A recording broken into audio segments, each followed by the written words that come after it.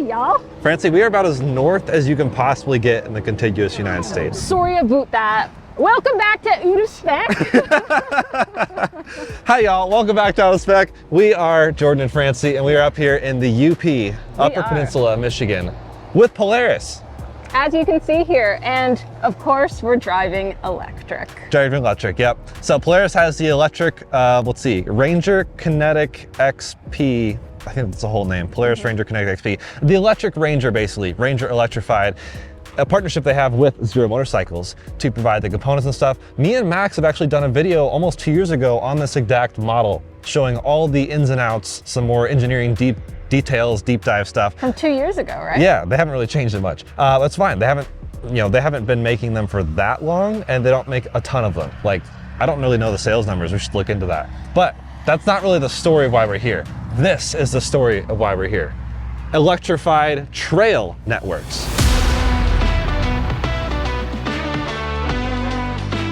We got 96% state of charge. All right, closing my Rolls Royce door. Just like being back in the Spectre. Basically a Cybertruck with a single wiper. It is, look at that.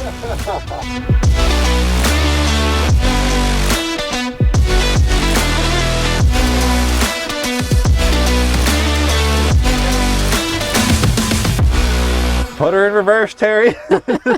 Our sponsor for today's video, Amber, offers a modern extended warranty for your Tesla's battery and more without the burden of long-term contracts or upfront payments. Check out the link in the description below to browse their plan options and get started with a free over-the-air diagnostic check of your electric car. And this video is also brought to you by StarCharge, the largest EV charging manufacturer in the world. They are also a provider of residential and commercial battery storage with microgrid solutions. Okay, Francie, made it to the charging stop.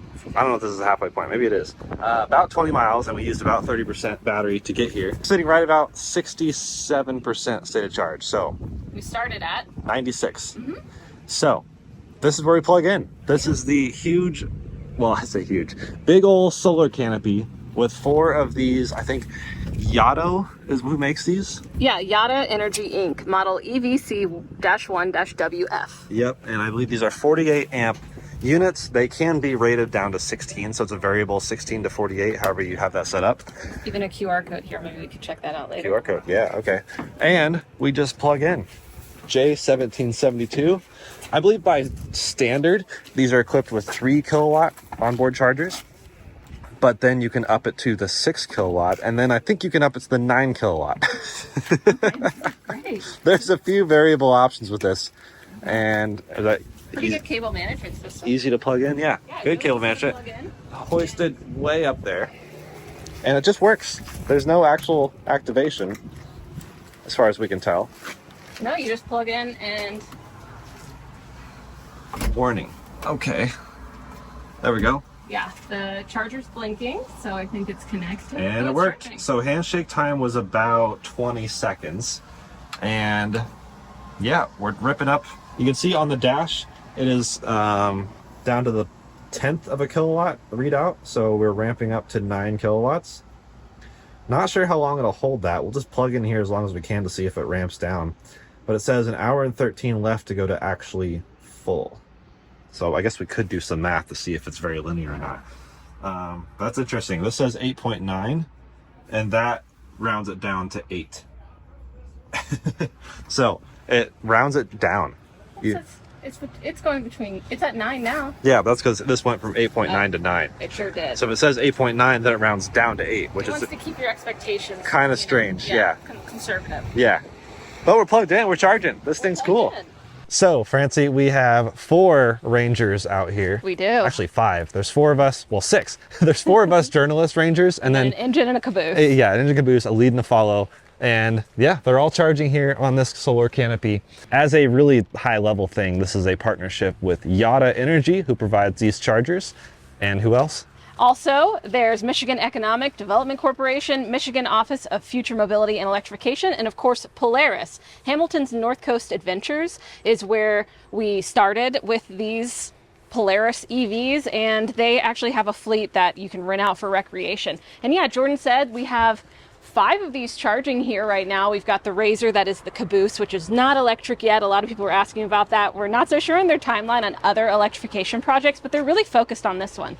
As you can see, there is a solar array here, and it actually is charging up a battery inside that charges up, that the chargers use to charge up these EVs, and they can even give it back to the grid. So Kevin will give us more information about that, the size, how they monitor it. They can see all these stations and how charged the battery is, etc.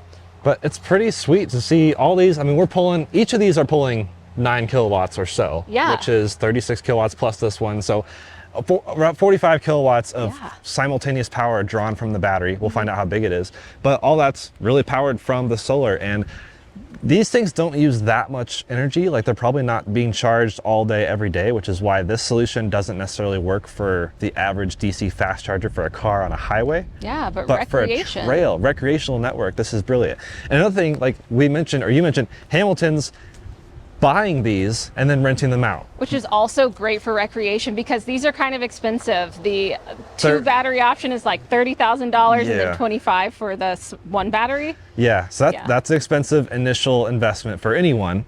But for a rental company, they kind of look at it as like, how does the cost break down? So these are using way less maintenance, no gas, obviously, and they're just giving them or renting them out to people with a charging plan. We've heard a lot of news with people getting EVs at Hertz, and Hertz, you know, ramped up their EV fleet, now they're ramping it back down, and it's just like been kind of chaotic. Yes. This is like kind of an all-in-one solution of like, oh, we have the EVs, oh, we also have the charging infrastructure, and you can just go have a blast, enjoy nature sounds. I mean, a lot of motor sounds too. We'll get on the trail here in a second to show you guys. But speaking of, we've got a map over here. And yeah, it is a hefty price, like you say, but when you're considering this, like Hamilton's is, of buying these and then renting these in the business model, it's price versus cost. You got to keep that in mind. They are different. Okay, so if you see the Berglund Township map that we're looking at, you can also see this trail. It's over 100 miles of this planned out trail of electrification, recreation with Polaris, and like I said, in collaboration with Michigan. So they're not really focusing on bringing this kind of project, beautiful petri dish of outdoor EV fun anywhere else right now, because they're trying to figure out how good they can get this. So there's different charging points along this route, and it's pretty cool. I gotta say, I like how it's set up. It is a beautiful petri dish, and here's actually where we started, Hamilton's NCA, whatever that means. And we, I guess, took this trail North Coast Adventures down here. North Coast Adventures, right. We took this trail to get down here to Berglund Township, right on this cool lake thing here. And yeah, I guess we're going probably back up, but there's all sorts of trails, and even this legend notes EV trail versus ORV trail. Yes. Which maybe that just means you should stay on these if you're EV because these have the charging infrastructure, whereas these, you know, go off route. Although we only use 30% to go all this way, so really you could do a lot more things than that. A lot more. And of course, this is right by a diner and a gas station, so you can kill some time while you charge up, and you just plug in and they start charging. So you don't have to say, hey, start a charge, pay for it even. And we've seen it kind of ramp down dramatically and ramp back up, so you don't have to be checking it on your phone to make sure it's charging, at least at this point, because that would really suck if you plug in, go to have, you know, some coffee and eggs at the diner, and you come back and you're... And I even saw like a charging error, and then it corrected itself. It's like, if you take out the payment back and forth calculation, that really makes it easy. And if you're in charge of your own EVs and the charging network, then that, in theory, makes it a lot easier. We actually have Kevin over here. Maybe we can get some details about the setup. My name is Kevin Dwyer. I'm the Senior Project Engineer for Electrification at Polaris, and I've been the program lead for the Michigan EV Trail Charging Pilot and helped set up these wonderful charging stations that you see behind us. Amazing. Can you tell us a little bit about the solar array, how big it is, and the batteries that are being used to charge these Rangers? Yeah, absolutely. So this is known in the industry as a containerized charging solution. It comes from a company based in Austin, Texas called Yotta Energy. On top, there's 15 kilowatt hours of bifacial solar panels. So bifacial meaning that it collects sun from the top, but also they'll pick up any reflections from the bottom, and it adds to the efficiency of the entire solar production system. Inside the container is 120 kilowatt hours of lithium batteries and the power electronics to convert the solar to be stored in the battery packs, But then they're also tied to the grid. So on warm, sunny days when there's little charging happening, we're backfeeding into the grid and supporting the utility in that way. But then on colder, cloudy days when there's high demand, maybe like today, we might be pulling power from the grid depending on the state of charge of the batteries. Very cool. Are the stations that we were looking at on the map similar to this one, exact? Yeah, essentially exact. So there's 4 charging stations. 3 of them look exactly like this with the V-shaped configuration for the solar panels. There is one at the Adventure Mine location, which only has one half of the array, and that has to do with the orientation on the site. So these are all north-south oriented, and that one just happened to be east-west. So. Cool. So we know about the partnership with Michigan to get all this happening, but what was really like the motivation to go electric with recreation like this and do the charging stations? Like, was it just a part of your mission all along? Were there opportunities presented that y'all were just like, yeah, let's run for it? Yeah, well, I mean, we were thrilled to be able to bring the Kinetic to our consumers, and we always understood that the primary base would be multi-acre homeowners, ranchers, and folks that hunt. But of course, we appreciate that there's a segment of our consumers who like to do more than one thing with their rangers, and trail riding is a big part of that. So it's all about testing and learning and understanding both how the vehicles perform in a trail riding rec scenario, but also how people would enjoy this type of experience that we developed, where you know, you do get to stop and charge for a little bit, but we intentionally placed them on the trail next to points of interest or restaurants, like you already pointed out. So it doesn't feel like it's necessarily interrupting the fun or taking away from your adventure. It's actually additive, and you can, you know, really enjoy it. Steve Hamilton, if you get a chance to talk to him, shared that we had our first customer who did the full almost 100-mile loop, and the feedback from that was fantastic. So I was really thrilled that, you know, people did it as intended and really enjoyed it. Yeah, what has the reception been like from the community with this kind of effort? Overall, very, very positive. You know, it took some time for everyone to warm up to it, and you know, maybe there's some folks who are still a little bit on the fence, but by and large, the community's been very much behind it, and especially with this grand opening event, I think that they can see that Polaris isn't just some far removed big company, but we're actually, you know, very purposefully and intentionally working with the community, and we have the best intentions to build up this community as well. Yeah, I feel like the best thing is to get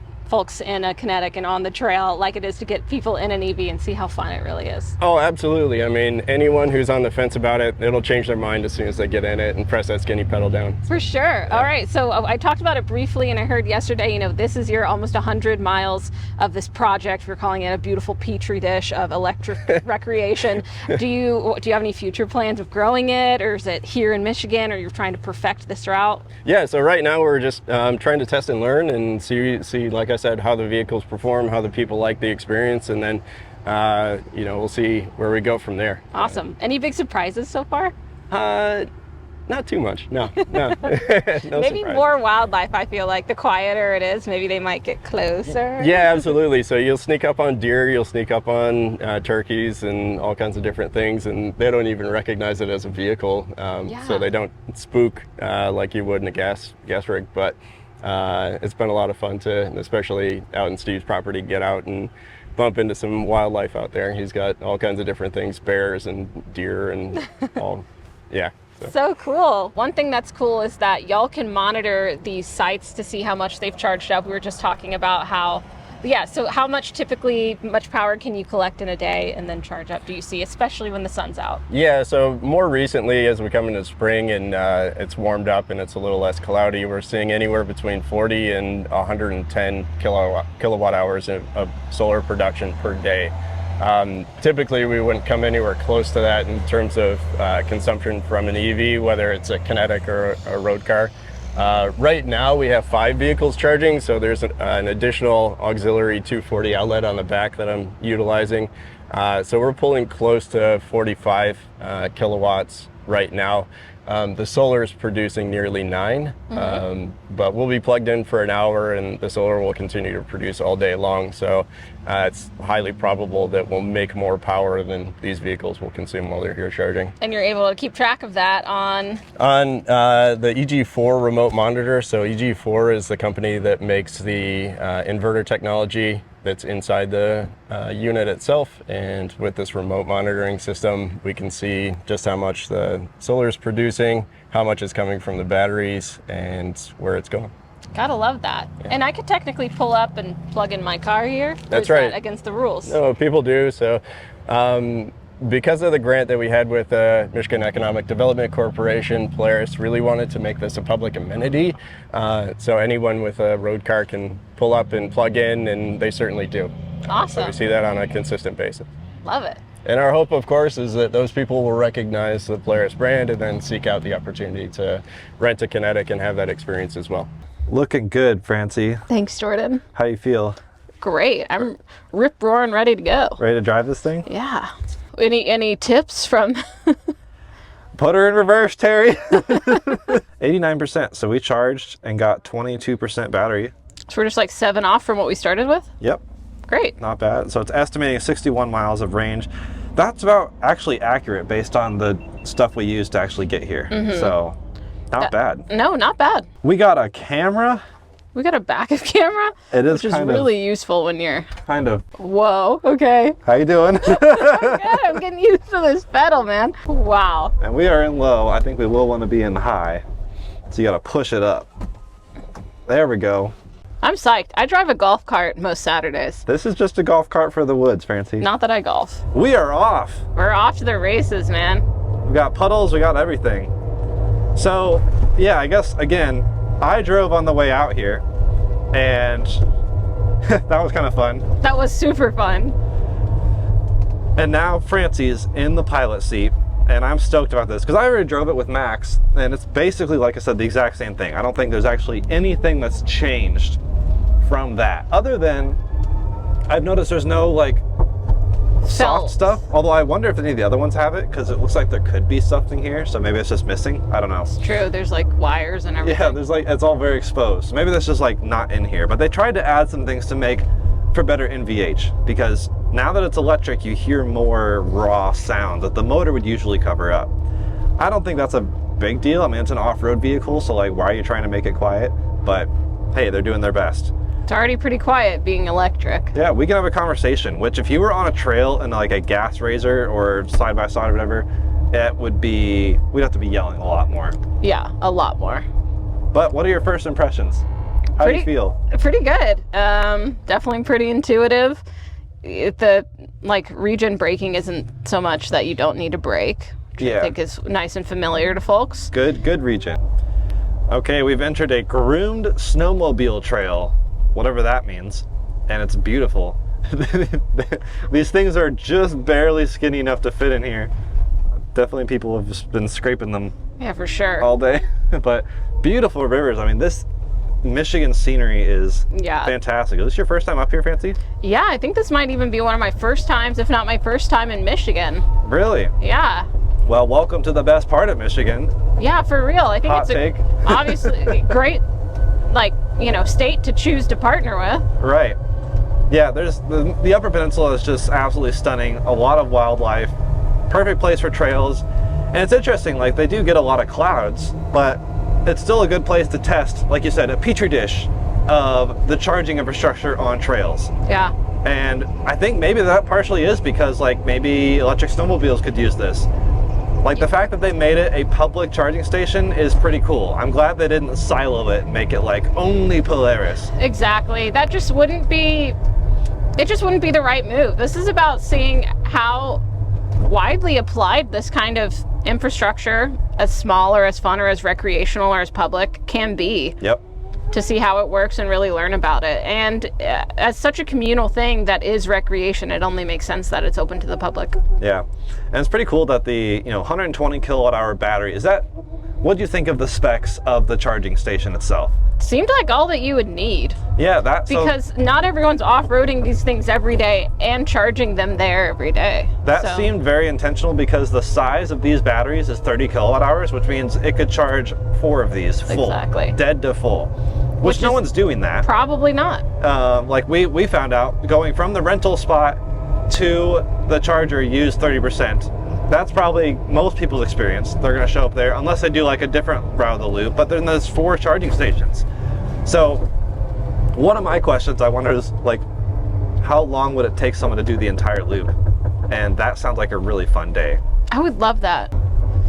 In terms of the EV feel, it definitely feels more like ice, I'd say. Yeah. I don't know if that's because we're on terrain and you can just actually feel more of it, because a lot of about an EV is that it's quiet, it's smooth, it's like a go-kart, and you're on paved roads. This is off-roading. Yeah. I would say the major thing that is my big selling point with electric is it's quiet, which is so great. You can actually enjoy the outdoors, but you know, it's handling like an adventure vehicle. As you can see. It's rough. It does, well, it rides better than my Jeep, but that's not saying much, as Kyle would say. Yeah, but I'm not uncomfortable. No. It's taking it pretty well. Decent seats. It doesn't have the crazy long travel suspension that you might find on the Razor. Yeah. But it's still like good suspension, good for a lot of things. And now I really want to like try some snowmobiles on these trails. Yeah. Throttle feels pretty interesting. I'm gonna put you in standard mode now. So if you let off the throttle and then push it back down, I think that's what you need to like really change it. Oh yeah, that is way more power, which makes sense. Obviously, eco modes being eco, that you get a lot more power, you get more speed. I feel like a lot of people, unless they're like going between sites or something, they would not be in standard when they're having fun. Yeah. Eco to get, you know, maybe be conservative on point to point. Well, that's what's funny. Like they told us to keep it in Eco Plus. And I think it's because they want everyone to see as high percentage as possible throughout the whole drive. They're very conscious of their presence. I mean, they even want us to wear the Polaris gear. They want us to film in front of the Polaris banner. Of course, we gotta. I mean, we're just here in case with you Polaris. forgot, it's Polaris. It's Polaris. But yeah, Eco mode limits your throttle to about 55%, and the top speed is limited to 41 if you're going downhill. But standard, I think, gives you full beans. We haven't actually found a place to open it up and really find out the top speed, but that's okay. We're playing it safe. But man, these trails are just epic. The scenery, epic. So green. I'm just like thrilled to be out here. So the day I left Colorado, it was going to be 90 something degrees. I was like, good luck, Colton, in your shop with no AC. I'm gonna go. Goodness gracious. He's gonna have to sit in those EVs he's treating. Get a little cold bath. Francie, we're taking a break. Oh, yay, an outdoor break. Oh, is that a mosquito friend on my forehead? Yes, it is. We are adventuring through the woods, finding a waterfall.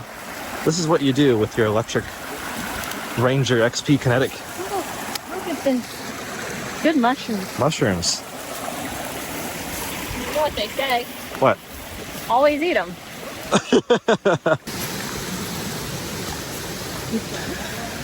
We're out in the woods searching for the FSD for the Cybertruck. It's not here. It's not here. Jordan is a good person. What? You're a good person. Oh, maybe he can be one. Encouraging.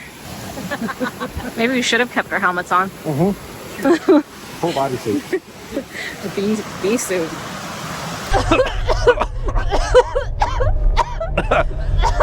So the mosquitoes are crazy out here, and we made the stop for the waterfall. Oh, are they stopping again? Oh no. We should just... If we get out... So what we did was we bug bombed this when we got in it, so we also bombed ourselves. We did. Oh no! Oh no!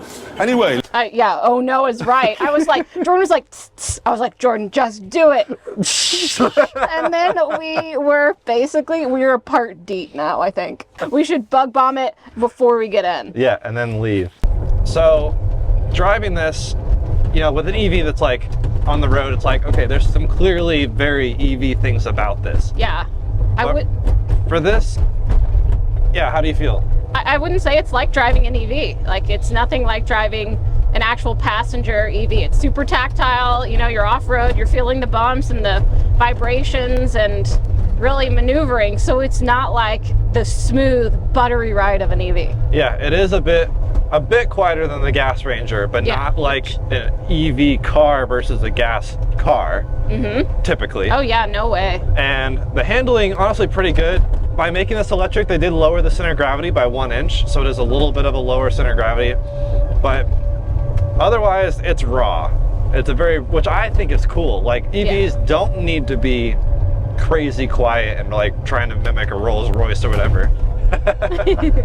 And it is so much fun that you can just like aim for the puddles, aim for the rocks. Exactly, that's different too. You are not avoiding, you are seeing what you can do.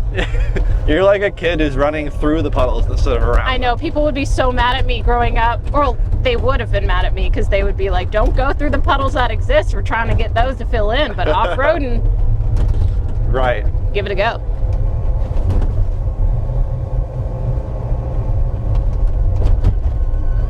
How does it feel in the passenger seat now? Feels good. I mean, definitely spacious. You could fit 3 people, although that'd be a little crammed, unless there's like a kid. Yeah. But technically you can fit 3 across. Are there 3 seat belts though? Yep, we got 3 seat belts. Nice. So. Maybe you could get a dog in here. Get a doggo, get Rafiki. Yeah, Rafiki needs to come along. He's always down. Yeah. But yeah, overall, pretty great. Yeah. We've been blasting some music, which we can't show because of copyright. But the speakers are not great. But then They're again, not great. Yeah. Who cares, I guess? Not made for it. I'm guessing they're marine grade speakers, so it's like, yeah, no bass, just blast it. I will say, being electric, you can actually hear your tunes probably better than if it was a gas car. Oh, for sure. It's just like the perfect quality isn't there, but the volume is there. I'm not straining to hear the music that I love to play while I drive. Yeah, just throw on some crazy classic alternative or something and just have a good old time in the woods, on the ranch, wherever. I mean, yeah, where would you take this thing?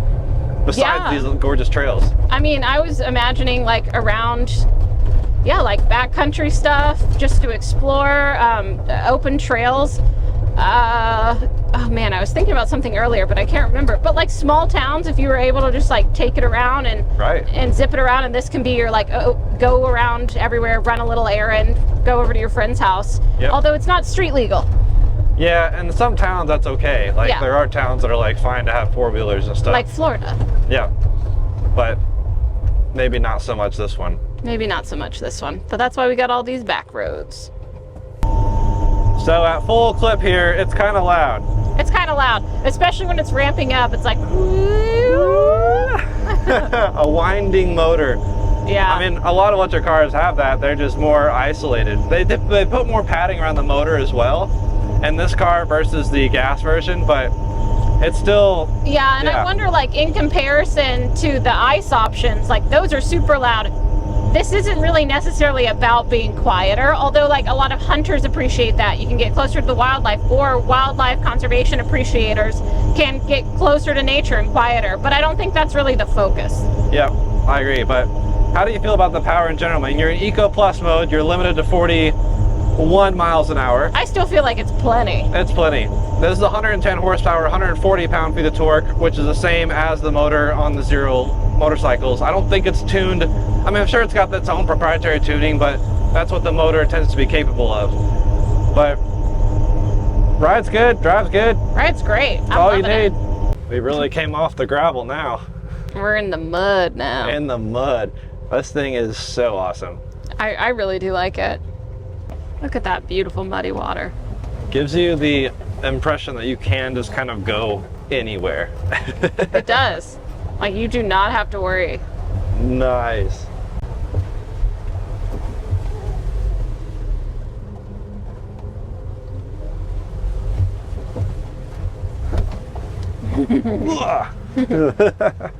They're pushing through there, huh?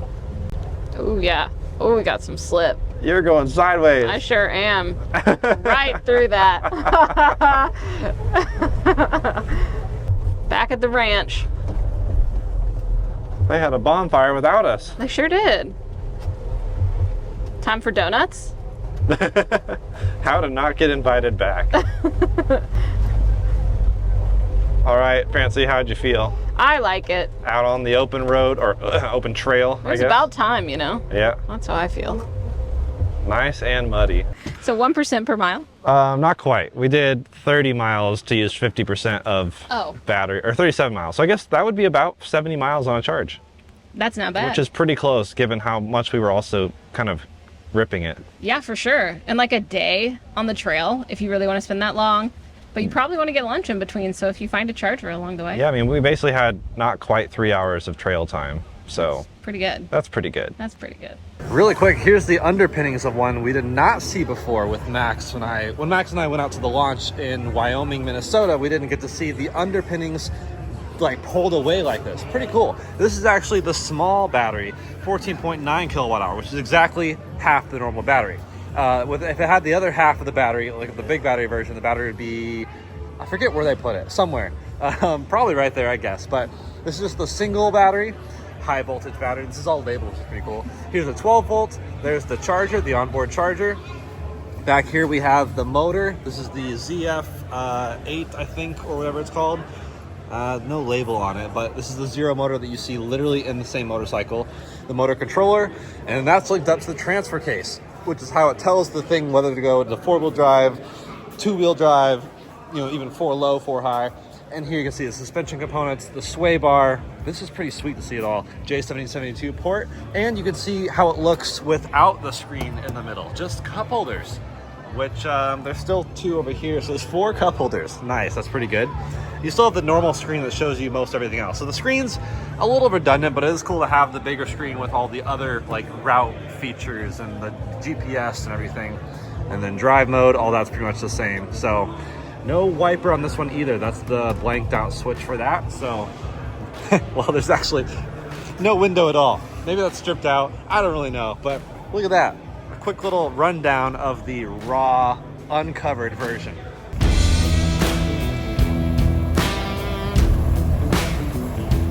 Here we have another Polaris charging station. This one is actually one-sided and also has only one set of panels facing one side, because the other ones are all facing north-south, I think, and then this one's east-west. Or maybe that's vice versa. Whatever makes more sense with the sun angle, and that's why they did that. You'll also notice the bottom side of the panels also have panels. And that's because they can actually reflect light from the ground and use some of that. So it's just a more efficient way to use it. And here you can also see they are public. So this Bolt is charging up, probably getting 7, 8, 9 kilowatts, Bolt EUV, which is pretty sweet to see. And we can look at the map over here and see where this one's located. Again, same container, like self-contained setup, just a container that can be plopped down here, fully integrated. I'm assuming this has the same 120 kilowatt hour battery pack with probably less than 15 kilowatts of solar, but might be about the same. I'm not sure. I couldn't remember exactly how big the other panels were, but it is only, again, one-sided. But here is where we are, the Adventure Mine. Before we were here, and so honestly, I'd love to come back someday and do like the entire Adventure Trail network, maybe do a whole film, drone stuff. We are pretty limited today, which is why this video is so scrappy. But it's pretty sweet to see, again, the trail network in all of its glory.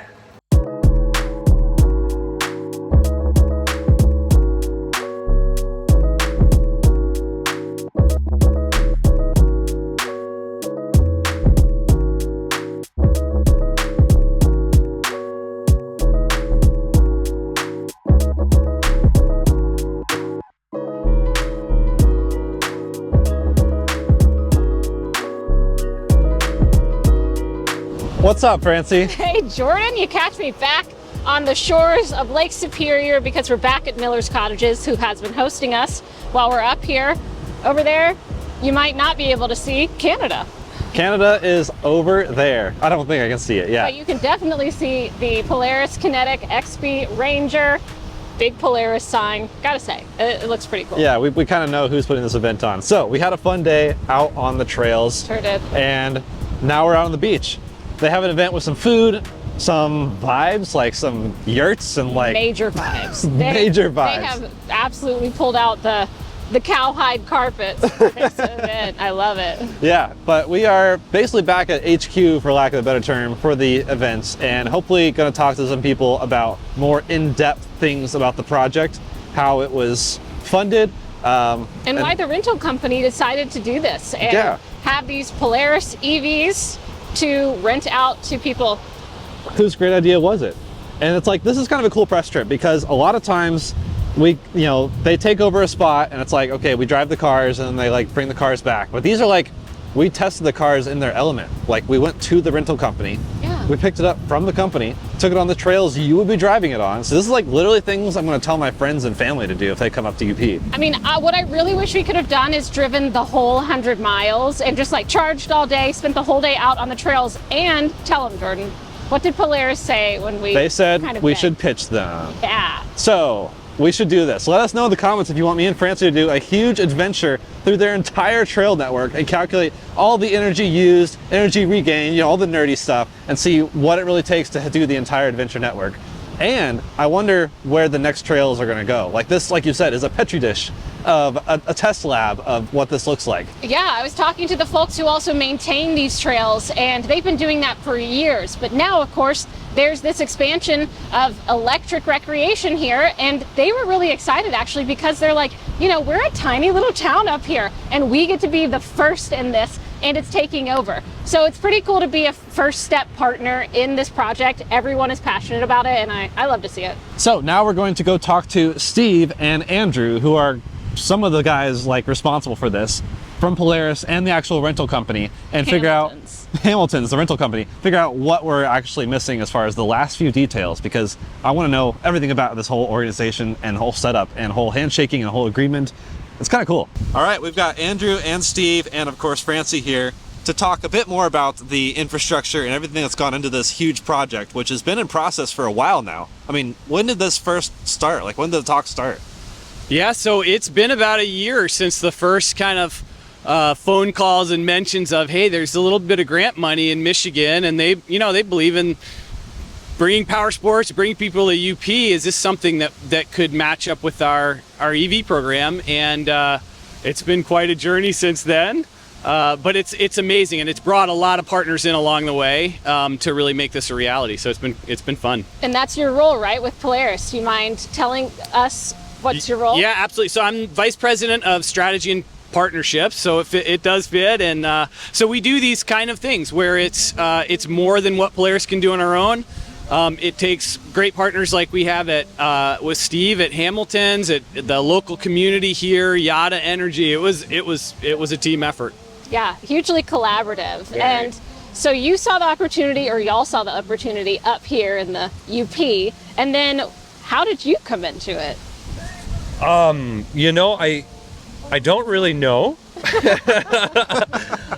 It sounded like there was, I'm a Polaris Adventures outfitter, so my job is to sell off-roading and snowmobiling experiences solely. So my job is not to sell parts, vehicles, nothing. I'm here to build off-roaders and build future snowmobilers and show them how to do it safely and fun. So Polaris reached out to us and we're like, hey, what do you think about EVs? I was like, I don't know, I think they're pretty cool. They seem pretty fast. And I think I remember even talking on the phone being like, I've seen those ads for those new Kinetic Rangers and I am dying to have one. Because I'm a sportsman, I'm an outdoorsman, I like hunting, and I like doing things quietly and having a vehicle like a Ranger Kinetic. And had a couple phone calls and they said, hey, we kind of have this idea. I was like, okay, and they're like, but sign this first.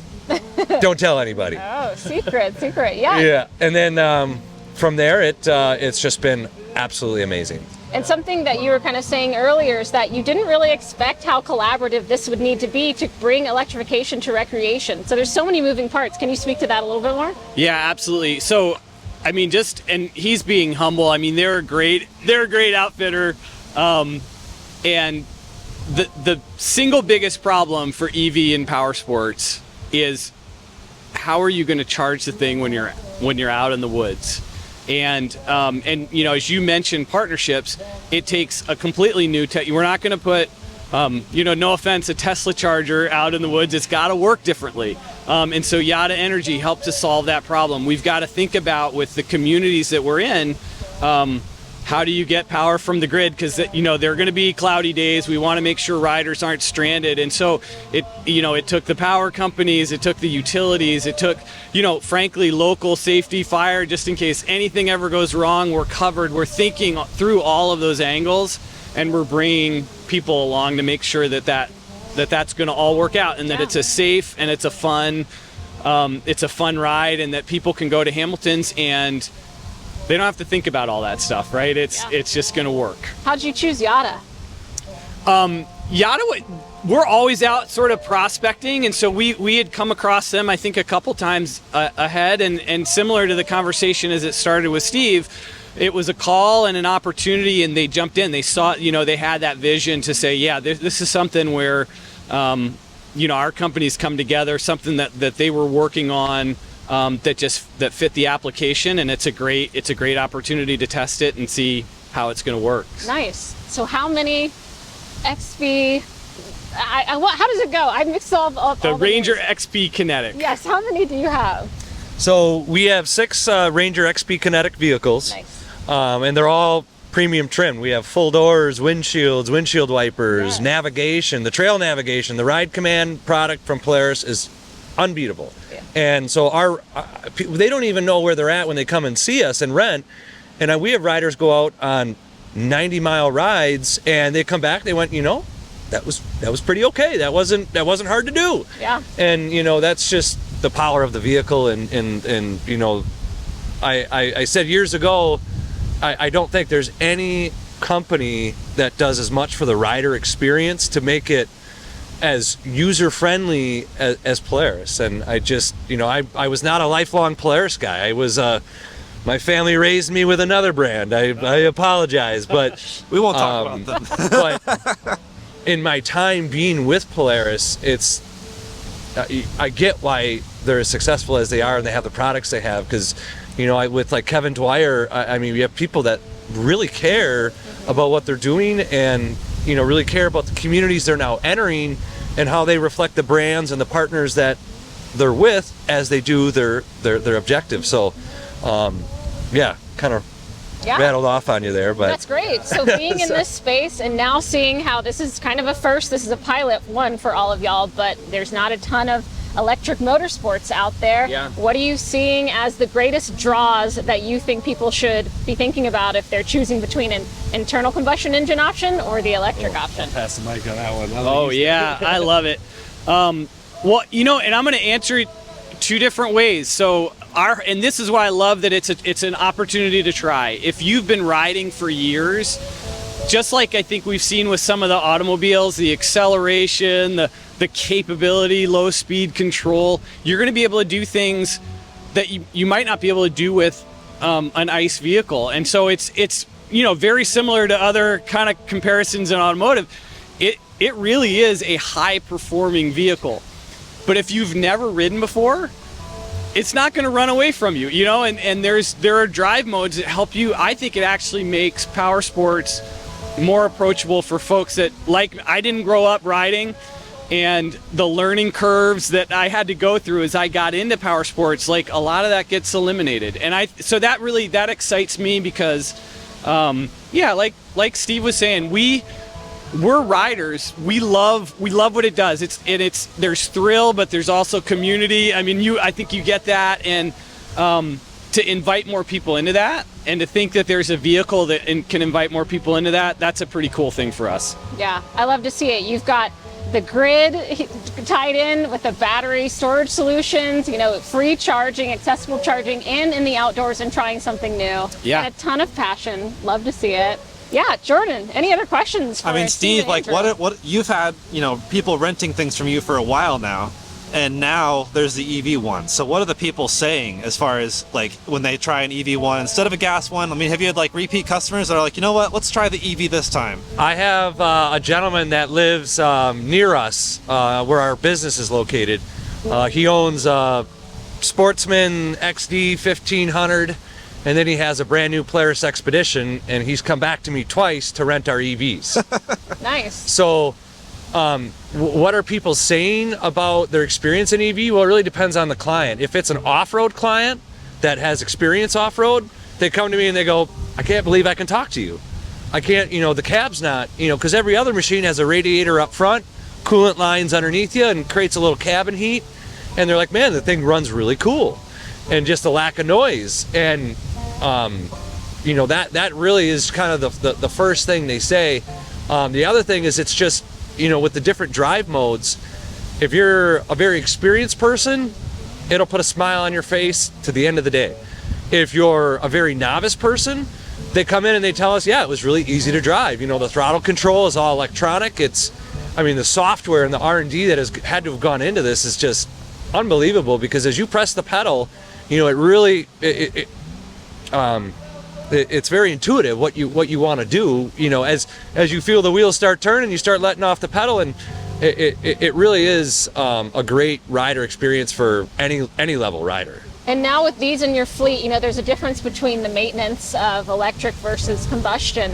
Did that come through your mind at all when you were deciding to do this? Not right away, but as we started operating them, it was like, well, I don't have to change oil. Yeah. I don't have an air filter to change. I don't, you know, have all the other things that come with it. So moving parts. Yeah, and it truly is a different experience. And if people haven't done it, I encourage them to come and try it out, because it made a believer out of me, and I'm a diehard motorhead from, you know, I've been snowmobiling with my dad since I was 3, you know, and you know, when we had the opportunity, it was kind of like, all right, we'll try it, and then we rode them, and it was wow. And I feel like our audience might also be wondering, if I'm going to rent, you know, the normal combustion versus the electric, am I going to be paying more? What would you say to that? Less. Tell me more. Less. Really? Just less? Yep. Okay. Yep. That's pretty cool. Yeah, it's we've priced it to try and attract everybody. Yeah. And we really are just so happy with all the people we've already had in the seats and all the people we're going to have in the seats. You know, I think, you know, it's a pretty easy decision for, you know, each person. If there's somebody that wants to go and run 200 miles a day and go all over everywhere, you know, this isn't quite, you know, our infrastructure isn't there to do that. But if you want to go on some of the most scenic trails that are available in Michigan, we're 2 miles away. Yeah. So it's a great opportunity to come and try something and really go on a super scenic ride in a whole new experience. Yeah. Okay, welcome back to another chat with someone who is essential in this pilot. Will you please introduce yourself, Emilio? Sure. Thanks. I'm Emilio Colado. I'm head of product and design at Yotta Energy, and yeah, I'm the responsible for that thing. For these chargers that are charging up, yes, you know, whatever comes along, really along this route. So you are designing at Yotta. So tell me a little bit more about Yotta. Sure. So Yotta Energy is an Austin-based company. Our core business is energy storage. We developed a battery that sits underneath the PV modules, so it's safe to be outside. One that it's only like available in the market as for right now. It has all the compliance, all the boring stuff, right? Mm-hmm. But yeah, we grew up from there to develop other solutions. And yeah, that's how 2 years ago we came up with the rev idea. Okay, can you tell me more about this idea? Because I know Andrew from Polaris was talking about how like this design specifically was what they needed for this kind of use case. Can you tell me more about that? Yes, sure. So the rev was always intended as an off-grid EV charging station for like rural applications in Texas, basically, right? Because if you live in like big cities, you can always move around with your EV without hesitation. You know, like you have the Tesla infrastructure, the super network, the supercharging network, and all those things. But then if you get off the grid, you get off grid. I mean, yeah, you just like move 30 miles from there into like, you know, like other types of roads. You won't get access to any of these. So that's how the idea started, and it was intentionally designed for like this kind of applications where you can just like charge your vehicle anywhere, just from the sun. But when I met Kevin from Polaris, he was like, this actually makes a lot of sense because we have a new vehicle that's like launching next year, which has these specs. And that's why, like, yeah, it makes perfect sense because it's smaller than a regular EV vehicle, like like a regular EV's battery, right? And yeah, we can still like have the whole idea, you know, around charging from the sun, which is like how it's prioritized. But you can always have like a backup solution, which is AC in this case.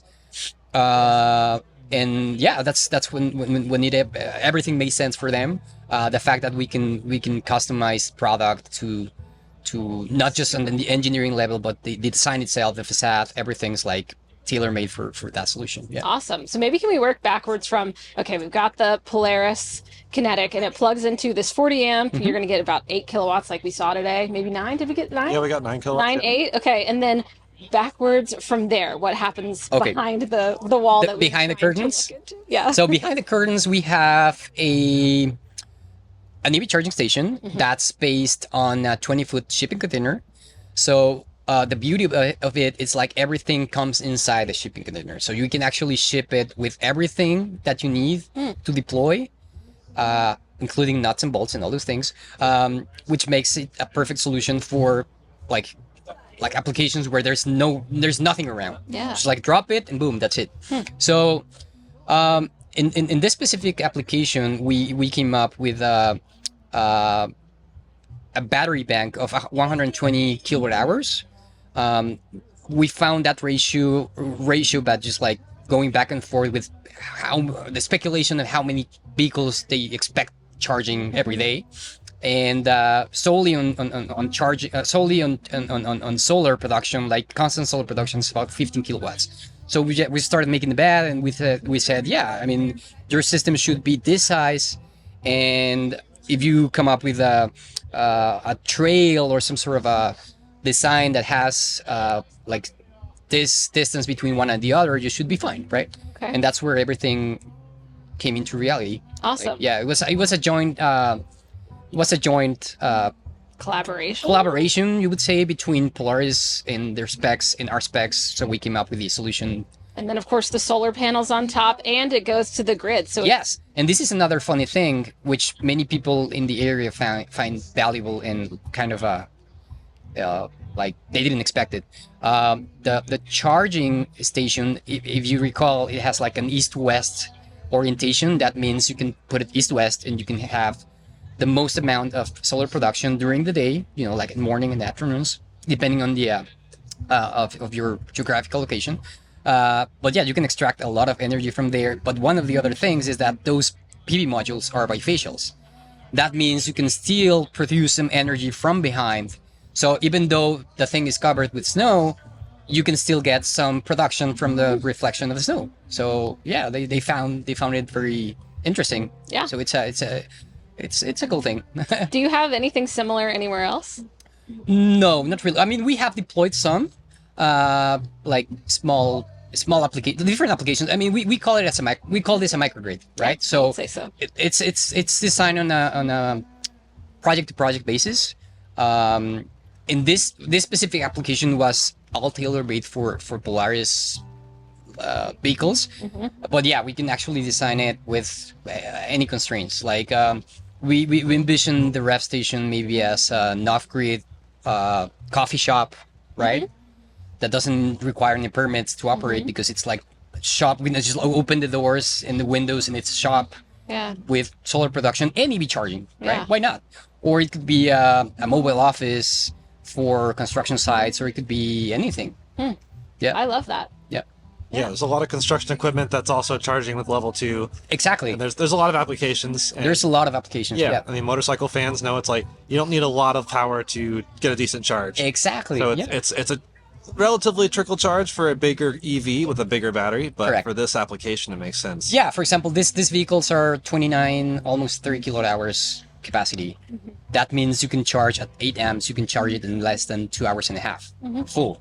You know, like, it makes sense. I mean, if you're in the nature and you're enjoying, it won't really bother you to like go around, do some hiking. Yeah, especially if there's a network. And you don't even have to, I mean, like, you don't even have to have, We went there actually a couple of hours ago, and just by sitting there in Antonio's, the restaurant, we were like, oh, we can go. Like, we were just like here for 30 minutes and that's it. We don't need anything else. And you were, I mean, I think the normal person can't, besides going to the vehicle and checking how much it's charged, can't really see the progress, but you have an application which Kevin showed us earlier too. Yeah, correct. We're tracking everything that's happening inside the charging station, so we can actually manipulate the data depending on the needs and the amount of load And yeah, we can actually control certain settings, like if the temperature rises or goes under like certain temperature, we can always kick the Heater AC on? not the AC, the extractor for removing all the hot air from inside, nice. or the other way around. We can actually turn on the heaters and bring life into batteries so that they don't die. Yeah. So yeah, we can control all that from Very cool. anywhere. Yeah. So in the edge case circumstances, let's say just everyone's charging all day on that thing and the 120 kilowatt hours is basically depleted. What happens? Yes. So it will never go. So the way we came up with the settings is like state of charge should never go under 20%. Yep. So if you have a good sunny day, you will be charging at least one vehicle, almost two vehicles, because it's 15 kilowatts of constant solar. You could be charging at least two vehicles straight from the sun. Yep. Without even using batteries. Love it. If that's not enough, then the batteries hit. And if that's not enough, we have AC just like for backup. So we can do the math real quick. So you can do at least two vehicles constant without using the batteries. If a third comes in, you're probably taking like 30% of the battery. So yeah, three vehicles at the same time won't even take your battery anything lower than 75%. Right. And you can keep adding all these features, and yeah, we can do the math even we can go even deeper, but it makes sense just to have the AC as backup, or if you want to charge the batteries during the night where the price of the kilowatt is slower than Okay, the so usual. yeah, fully connected, and Exactly. you can also they could also provide extra energy from the sun to the grid. Exactly. Yeah. Cool. And since it was intended for recreational purposes, you won't have a vehicle charging all the time. So Right. it's like back and forth thing. So they will turn like between shifts or turns. It will always keep like shining and charging from sun. Yeah. Yeah. And here's the other thing that I really liked about the project. Like, the stations have net meters. That means we're always gonna feed the grid with clean energy produced from the sun for the community, which is it brings a lot of value into into that, like having a system that works on its own, and when there's excess, you can always feed that energy with clean energy. Oh, you can feed that. You can feed the grid with clean energy. I love it. I love opportunities like this, and I think it aligns with recreation. Like, you like being outside. Use what's already there to power what you love to do. Are there any like specific challenges or surprises that came along the way that maybe you're going to take as lessons going with projects into the future? Yes. I can name a few. One of the things that we might need to explore is, we love data, and data will actually make the product better, right? We didn't have such a harsh winter this past season, so we couldn't get as much data as we wanted on that, right? Like, we were expecting at least 6-7 feet of snow, like covering the whole thing. Yeah, we maybe it's not something that I would change. It's something that I would still like to see. Okay. Yeah, it will give us a lot of insight and a lot of What happens? Yeah, when what happens we have that when much snowfall? what happens if exactly. Yeah. And Okay. yeah, that data will obviously make the product better. Anything else? Not that I can think so. It's a very cool project. Thank It seems like it was really fun. It was kind of tailor made for this pilot, Yes. and it'll be cool. What else does Yotta do? Like, Yes. So yeah, actually the ref's just like it's been like a side project. Our core business is energy storage. We created a 1 kilowatt hour battery that I was saying, like it goes underneath the PV modules, and it's designed to give like certain solutions for demand charge, and Okay. yeah. So I don't know how familiar you are with like policies in certain states, but for example, in California, not such long ago, they have NEM 3, which is it's something they changed in the way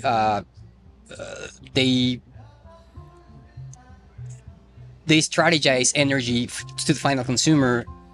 Before that, you were able to sell that energy back, and they said not anymore.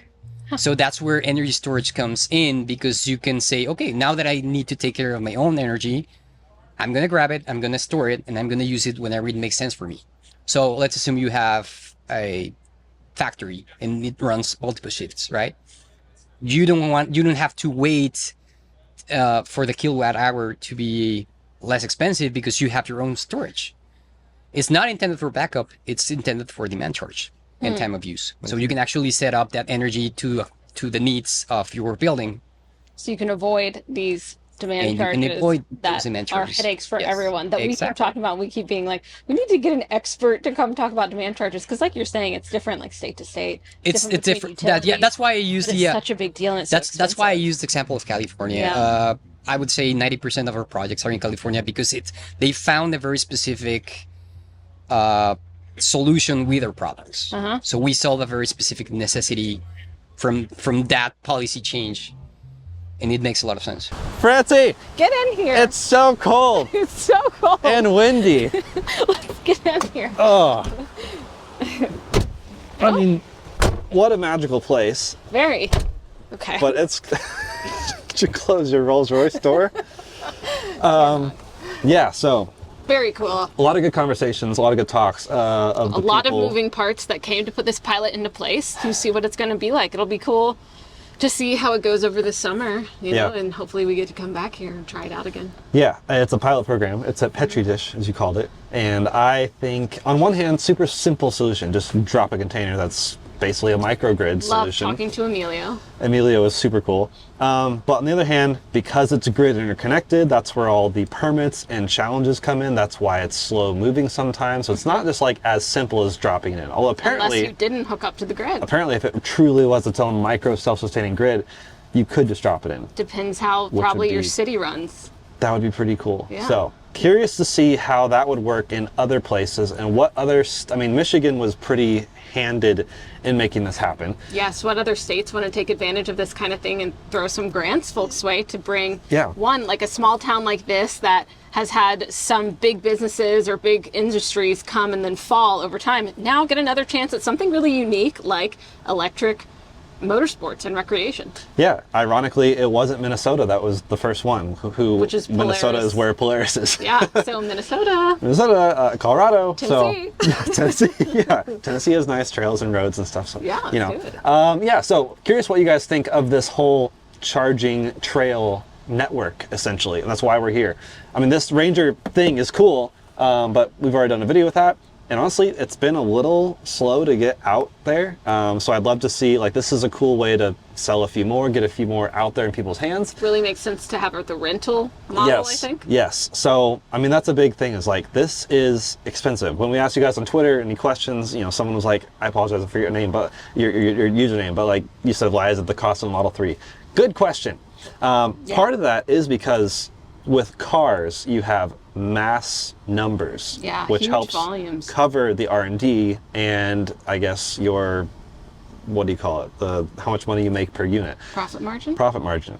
Whereas these power sports, I mean, this is $30,000, the one we're sitting in right now. Maybe a bit more because it has the doors and stuff. Out, this is fully and it has the felt. Oh, ours did not have this felt. So that might help with NVH. This has a mirror. Oh, wow. All the things so this is the spec. All the things we were missing. Yeah. Anyways, yes. Power sports vehicles and products are expensive. They're recreational too. They're not going to sell a ton. So, you know, if you're taking advantage of this, they're probably going to see a pretty slow sales pickup. Yep. And that's why I think the rental idea is intriguing, and that may be what gets people into electric power sports more than the, I'd say, average consumer, meaning that the average person who buys power sports vehicles. Yeah. So come out to Hamilton's and give it a go. Yeah, honestly, this is a great experience, and this video's been I apologize, video's been all over the place. We're just having fun though. Thrown into it, but we're having fun. Also, if you don't know me, I'm Francie, and I run the Out of Spec podcast. I'm mentioning this at the beginning, end of the video instead of the beginning, but we're going to have a podcast about all of this, and on the podcast we talk about everything electric, all of the things that maybe don't go into all of the out of spec reviews videos, although we do cover a lot of that too. So make sure to check that out. We'll also have one about this and talk about anything else we might have missed and reiterate some of our favorite points. Yeah, there's so many topics to cover. So let us know what you think of this charging infrastructure. Yeah, we can recommend Hamilton's. It's cool because like a lot of these media drives, like the EV9 drive I did, the drives Kyle's been doing lately, like they're prescribed drives in a certain location and then they like leave. Whereas this is not like, I mean, this kind of was prescribed, but it's also like you in the audience could also come here and do the exact same thing we did. You don't have to have, you know, Kia do an orchestrated thing in wine country to try to swoon you to buy their car. It's like, just come here, rent one, see what you think. If you really like it, throw it in your ranch. Yeah, I think it'd be a great thing to do with the fam. Yeah, so the Upper Peninsula is awesome. It's beautiful. We're gonna go get in the water. Yeah, we're not getting in the water. It's freezing. So thanks for watching another out of spec reviews video. We'll see you on another one very soon, and we'll see you over on the podcast. Bye, y'all. Bye.